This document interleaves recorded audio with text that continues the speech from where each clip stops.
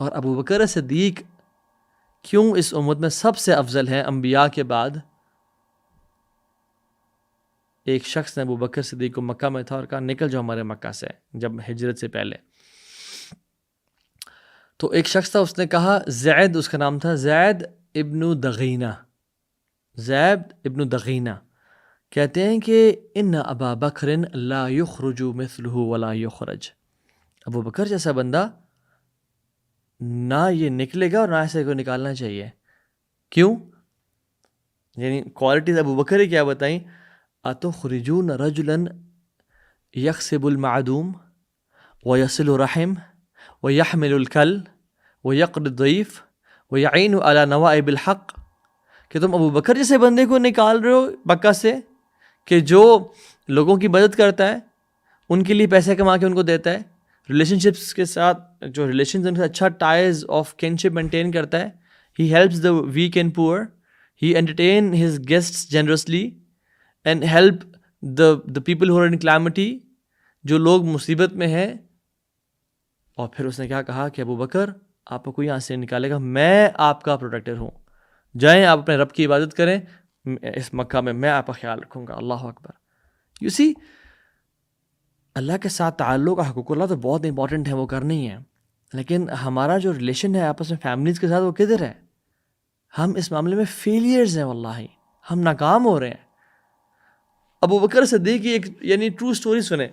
عمر بن خطاب دیکھتے تھے کہ ابو بکر صدیق نماز کے لیے جب آتے ہیں تو he looks fresh as if he is awake from the past multiple hours, اور جس ڈائریکشن سے آتے ہیں وہ انہیں گھر کی ڈائریکشن نہیں ہے. سو عمر بن خطاب کو شک ہوا خلیفۃ المسلمین کیا کیا کیا کر رہے ہیں، کوئی ان کی ڈوبیس ایکٹیویٹیز تو نہیں ہے. And Umar was very strict person. Umar bin Khattab نے کہا لیٹ می چیک. لمبی حدیث ہے، وہ تہجد کے ٹائم گئے، دیکھا ابو بکر صدیق جو ہے وہ مسجد آ رہے تھے، پھر اس سے پہلے بیٹھے اور اس سے پہلے بیٹھے ملٹیپل راتوں کو. پھر ایک دفعہ دیکھا کہ ایک خیمے سے نکل رہے ہیں ابو بکر صدیق. انہوں نے کہا چلو جی پکڑے گئے، اور وہ جا رہے ہیں ٹورڈز مسجد. تو جب اس خیمے میں گئے دیکھا کون خاتون ہے وہاں پہ، کون لوگ ہیں. تو جب گئے تو دیکھا ایک بوڑھی خاتون اپنے بچوں کے ساتھ جو اندھی تھی وہ وہاں تھی. انہوں نے کہا ماں جی یہ آپ کون ہیں، اور یہ شخص جو آپ کے پاس آتا ہے کون ہے؟ یہ کہتی ہیں بیٹا مجھے نہیں پتا یہ کون ہے. She didn't even know کہ this is Abu Bakr Siddiq خلیفۃ ul Muslimeen. She said کہ بس یہ آتا ہے، یہ ہمارے گھر کی صفائی کر جاتا ہے، بچوں کو دودھ پلا جاتا ہے، کھانا تیار کر جاتا ہے، ناشتہ بنا جاتا ہے، اور سارا دن کا کھانا تیار کر کے چلا جاتا ہے. یعنی ہی ہیلپس اس. اللہ کا بندہ کون ہے، اللہ اس کو درجات بلند کرے. اور پھر کیا کہا کہ عمر خطاب نے سب سننے کے بعد کہا کہ may my others lose me، یعنی میں تباہ ہو جاؤں کہ I am trying to find faults in Abu Bakr. اور یہی جو چیز ہے عمر بن خطاب کے بارے میں کہی گئی کہ وہ جس طرح سے لوگوں کی ہیلپ کرتے تھے. اور عمر کے بیٹے دیکھ لیں آپ، مجاہد بن جبر کہتے ہیں کہ میں نے عبداللہ بن عمر کے ساتھ ٹریول کیا to serve him and to help him and to assist him and to take care of him, but کہتے ہیں کہ he ended up serving me as if وہ میرے ساتھ آئے تھے میرا خیال رکھنے کے لیے، ایسے محسوس ہو رہا تھا. ہی واز سرونگ می. حسن البصری رحمہ اللہ کہتے ہیں کہ میں کسی مسلمان کی سروس کروں، کسی کے ہیلپ آؤں، is more beloved to me than 2 months of اعتکاف. 2 مہینے کے میں اعتکاف کروں. حسن البصری جیسا شخص جو قرآن پڑھے گا اور تفسیر پڑھے گا اور تہجدیں پڑھے گا اور نوافل پڑھے گا اور اللہ کا ذکر کرے گا، 2 مہینے کے اعتکاف سے بہتر کہتے ہیں کہ میرا دل چاہتا ہے کہ میں کسی مسلمان کی خدمت کروں.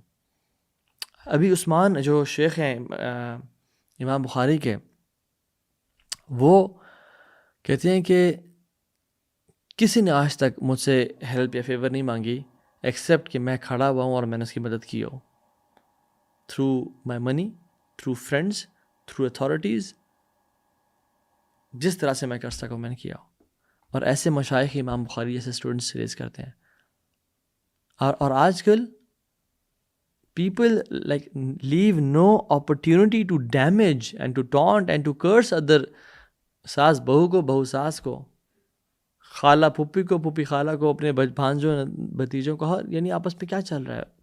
ریلیٹیوز جو یتیم ہو جاتے ہیں ان کا جب خیال رکھتے ہیں، کفالت کرتے ہیں، تو ان کے مال کو ہڑپنا، ان کے مال کو اپنے اس میں ڈالنا. اور قرآن کہتا ہے کہ وہ جہنم کی آگ اپنے پیٹ میں ڈال رہے ہیں، وہ مال نہیں ڈال رہے. ان کو انتظار کرنا چاہیے کہ وہ جہنم کی آگ اپنے اس میں ڈال رہے ہیں. تو حدیث میں کیا آتا ہے کہ کوئی بھی ایسا گناہ جلد عذاب نہیں لاتا قیامت کے دن سے پہلے اس دنیا میں ہی، دو چیزوں کے سوا. ایک جو انسان انجسٹ ہوتا ہے، اور دوسرا جو ہی وہ the one who breaks his ties of kinship، جو اپنے رشتہ داروں کو، اپنے رشتوں کو توڑتا ہے، جو انجسٹس کرتا ہے اور جو رشتوں کو توڑتا ہے. کریں پھر دیکھیں اس دنیا میں کیسے عذاب اور کیسے مشکلیں، کیسے پریشانیاں آتی ہیں. میں آپ کو کچھ ایگزامپلس بھی دیتا ہوں جانے سے پہلے. جو ظلم اور زیادتیاں ہیں جو پیرنٹس بچوں پہ کرتے ہیں، یعنی ایک بچے کو بلیٹنٹلی پریفر کرنا دوسرے بچے پہ. اس کو حدیث میں کیا آتا ہے، جب ایک صحابی نے ایک بچے کو گفٹ دینا چاہا تو آپ نے کہا دوسری کو بھی دو گے؟ انہوں نے کہا نہیں ہے رسول اللہ. انہوں نے کہا پھر اس کو بھی بنا دو. ایک ہوتا ہے کہ جنرلی اس کا بھی خیال رکھا، اس کا بھی خیال رکھا، ہاں ٹائمز ڈفرینٹ ہیں ایجوکیشن کی اور XYZ، وہ تو مسئلہ نہیں ہے، لیکن ڈفرینشیٹ خود سے کرنا، اور ایک کو امپورٹنس اور پرائرٹی دینا، اور ایک کا زیادہ خیال رکھنا، ایک کا کم خیال رکھنا. ایک کو گفٹ دینا، دوسرے کو کچھ بھی نہ دینا. ایک کو پیار محبت دینا اور دوسرے کو ذلیل کرنا، یہ ظلم ہے. دوسرا جینڈر انجسٹس، کہ میلز کو زیادہ پریفرنس دینا اوور فیمیلز. کہ بیٹا کھانا صحیح کھا لے، بیٹی کو اگر ملے نہ ملے کوئی مسئلہ نہیں ہے. بیٹا صحیح ایجوکیشن لے لے، بیٹی کو ملے نہ ملے کوئی مسئلہ نہیں ہے. بیٹا کمفرٹیبل سوئے، بیٹے کے پاس کمفرٹیبل کلوز ہوں، بیٹی کو نہ ملے، یا vice versa. This is wrong. Injustice in marriage, کہ بیٹی کی وہاں پہ شادی کر دینا جہاں پہ وہ نہ کوئی کیمسٹری میچ کر رہی ہے، بس بچپن سے خواہش تھی، یا کوئی میٹیریل بینیفٹ ہے، اور کہنا کہ تمہیں میں دودھ نہیں بخشوں گا کہ تم یہاں پہ ہاں نہیں کرو گی. اور کتنی خواتین ہم سے رابطہ کرتے ہیں کہ ہمارا دل نہیں چاہ رہا، اور ہم پیرنٹس سے کہہ بھی رہے ہیں بٹ وہ مان نہیں رہے کہ نہیں اگر تمہاری اولاد ہو تو. دس از انجسٹس. اسلام نے عورت کو بھی رائٹ دی ہے اور اس کے پیرنٹس کو بھی رائٹ دی ہے. تو 50% اسٹیک ہولڈرز ہیں آپ لوگ. ہاں اگر عورت کہیں شادی کرنا چاہتی ہے، پیرنٹس ایگری نہیں کرتے تو وہ شادی نہیں ہو سکتی. اور جہاں پیرنٹس چاہتے ہیں شادی کرنا، عورت ایگری نہیں کرتی، وہاں بھی شادی نہیں ہو سکتی. دونوں کو میوچولی ایگریمنٹ پہ آنا پڑے گا رشتے کے اوپر. مجھے بلکہ آج ہی ایک بھائی بتا رہے تھے کہ ان کو کوشچن آیا، مجھ سے پوچھنا چاہ رہے تھے کہ ایک خاتون ہے، ان کی پیرنٹس ان سے کسی شادی کرنا چاہ رہے ہیں، نہ وہ پڑھا لکھا ہے، نہ اس کا کوئی وہ کیمسٹری میچ کرتی ہے، نہ وہ دیندار ہے، اور پیرنٹس فورس کر رہے ہیں کہ تم شادی یہاں پہ کر لو تو تم UK چلی جاؤ گی، یا ایسے ہو جائے گا. لا الہ الا اللہ، دس از انجسٹس. اور جو انجسٹس کی ایگزامپلز جو بچے اولاد پیرنٹس کے ساتھ کر رہے ہیں، وہ پال پوس کے بڑا کرتے ہیں، وہ خرچے کرتے ہیں، وہ ایکسپیکٹیشنز لگاتے ہیں، اور یہ لوگ اپنے آپ کو کسی لڑکی میں ایسی جگہ انوالو کر لیا اور اپنے شادی کی بھی وعدے کر دیے، اور بتائی نہ کہ میرے ساتھ یعنی میری لائف میں ہی چل رہا ہے. اور پھر ایکسپیکٹ کیا کہ پیرنٹس اب میرے جو ہے نا اس محبت پہ مہر لگا دیں گے کہ ہاں ٹھیک ہے چلو کر لو. یعنی پیرنٹس جو بچپن سے پال پوس کے بڑا کر رہے ہیں، خیال رکھتے ہیں، ان کا اتنا بھی حق نہیں ہے کہ ان کو اس ڈیسیژن میں شامل کیا جائے. ان کو یہ اتھارٹی دی جائے کہ آپ میرے جو فیوچر اسپاؤز ہیں اس کے لیے بھی آپ کا بھی سے میٹر کرتا ہے. جب بچپن میں اولاد کو پیرنٹس خیال رکھتے ہیں، پیمپرز ہے، ایجوکیشن ہے، گھر دینا ہے، ہر چیز دینا ہے، اور جب وہ بوڑھے ہوتے ہیں، جب ان کی خیال رکھنے کی باری آتی ہے، وہ بالکل انڈیفرنٹ ہو جاتے ہیں اور مصروف ہوتے ہیں اپنی زندگی میں، دوستوں کے پاس چلے جاتے ہیں. بات نہ ماننا، ان کو جسچر شو کرنا، یا وہ بات کریں تو اپنے موبائل فون پہ لگے رہنا اور ان کو رسپیکٹ نہ دینا. واللہ if they say something, help them. Your mother is Jannah and your father is your door to Jannah. Don't burn your bridges to Jannah. اور کپلز میں جو آپس میں چل رہا ہے، لا الہ الا اللہ. Men are more guilty of physical abuse and women are more guilty of mental abuse to men. آپس میں ایک جو مودت اور رحمت اور دوسروں کو سکون پہنچانا، وہ جیسے کدھر ہے. یاد رکھیں جس شادی میں بھی اگر کپل اپنے حقوق ڈیمانڈ کرنا شروع کرتا ہے کہ مجھے ہی نہیں ملا، this marriage is bound and destined to perish. ہونا کیا چاہیے کہ انسان یہ سوچ رہا ہو کہ میں اسے اور کس طرح دے سکتا ہوں، اور وہ سوچ رہا ہو کہ میں اس کو حقوق کس طرح دے سکتی ہوں. تو ایک دوسرے کو دینے کی سوچیں. اسلام ایسا دین نہیں ہے جو دینے والا دین ہے. کتنی کمال کی فلاسفی ہے اسلام. تو ایسی فلاسفی ہے آف لائف ہے جو کہ انسان کو اکیلے میں بھی شرمندہ کر دیتا ہے کہ یار میں کیا کر رہا ہوں آج کل. پھر اس کے بعد فائنینشیل ابیوز. مرد خواتین کو وہ لائف نہ دیں جو اپنے لیے وہ اختیار کر رہے ہیں.